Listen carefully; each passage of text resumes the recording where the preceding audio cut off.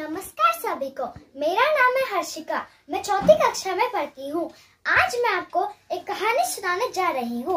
उस कहानी का नाम है हमें जानवरों की परवाह करनी चाहिए। एक घने जंगल में एक लंबा सांप रहता था। उसके घर में वो अक्सर छोटे छोटे कीड़ों, पक्षियों, खरगोश और चूहों को खाते रहता था। एक दिन खाते खाते वो इतना मोटा हो गया कि वो अपने घर में ही नहीं घुस पा रहा था। फिर वो जंगल में गया अपना नया घर ढूंढने।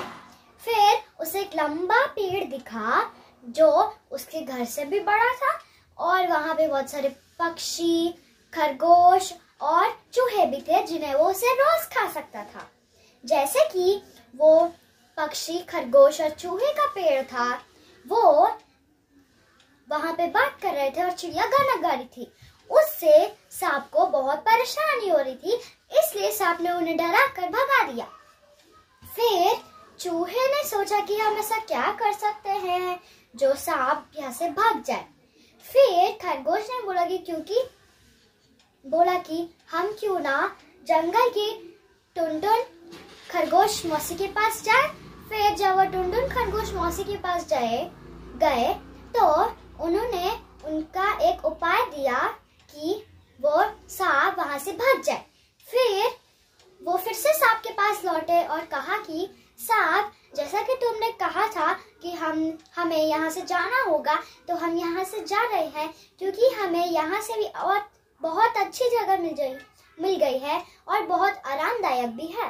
तो फिर जैसा कि सांप बहुत लालची था, वो उनको पूछने लगा कि ऐसी कौन सी जगह है जो इससे भी आरामदायक है। क्या वो यहाँ से भी आरामदायक है, इससे भी? तो उसने बोला कि तुम यहीं रहोगे, मैं उस जगह पे जाके रहूंगा। मुझे बताओ कि वो जगह कहाँ है। तो फिर उन्होंने बोला कि वो चींटी के घर पर हम जाकर रह रहे हैं। तो फिर सांप वहां पर गया चींटियों के घर पर और फिर उसने अपनी आवाज से चींटियों को बाहर बुलाया। फिर उसने बोला कि चींटियों, यहाँ से चले जाओ, अब मैं यहाँ रहूंगा। फिर चींटियों को गुस्सा आया और अपनी फौज के साथ बाहर आ गई।